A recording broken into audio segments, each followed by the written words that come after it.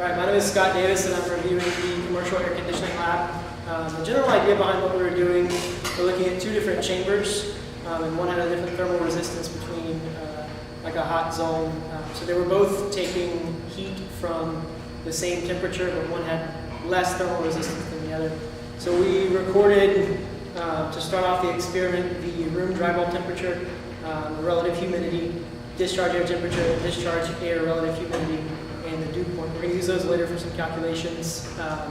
And we also recorded chamber A and chamber B temperatures and then the flow rates for air, but we did that by hand, so that's possibly going to lead to some issues. I noticed a couple of times when I was recording data, like I was just constantly typing, or if I got distracted, I would miss one of the 30-second intervals.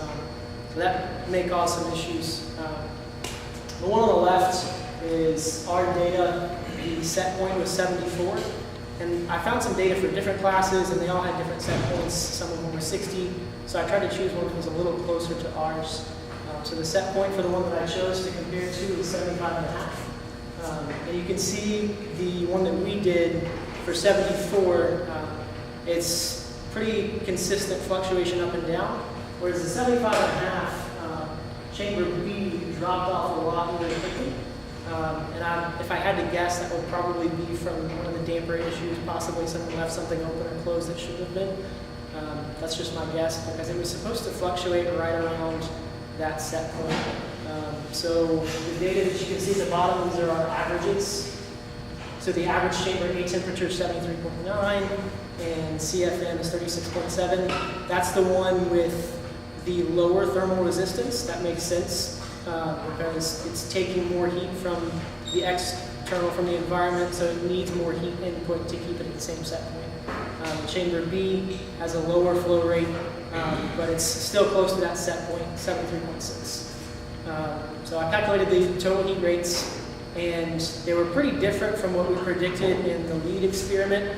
I think that could have perhaps been a unit thing, but I got 551 BTUs per minute for chamber A, and then 173 for chamber B, which once again makes sense, because chamber A had a lower thermal resistance. And then the coil line, it's a psychrometric chart reading.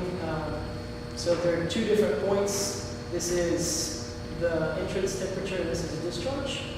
And you're plotting dry bulb temperature, and then these curved lines are relative humidity. So you plot those two, find the 2 points, and that line, if you extend it over to the saturation line along here for 100% humidity, it should tell you the dew point. So we measured the dew point earlier, it was 40.1 with an instrument, but we've got a predicted dew point of 54 based off of this. I would probably trust this predicted one better than the instrument. Instruments can be kind of finicky sometimes. And the one that we had, I don't know if you actually used it or felt it, but it seemed kind of cheap, poorly put together, possibly. I could be totally wrong, but it didn't seem like the most accurate thing in the world. And I also calculated efficiencies. So there are a couple of different ways to measure efficiency in an air conditioning unit. There's the CBF, it's the coil bypass factor. That tells you how much of the air that's coming in is actually getting conditioned. So the lower that number, the better, the more efficient the unit, because the closer it's getting to conditioning all of that air. So that number that I got was 0.45. It's based off of the temperature leaving, the temperature entering compared to the dew point. So to minimize that number, you want the temperature leaving to be as close as possible to that dew point. And then the EER is just based off of some parameters that we were already told about that commercial air conditioning unit. So it's the size unit rating per the power that you actually have to put in. It just tells you how much you're actually getting out per what you're putting in.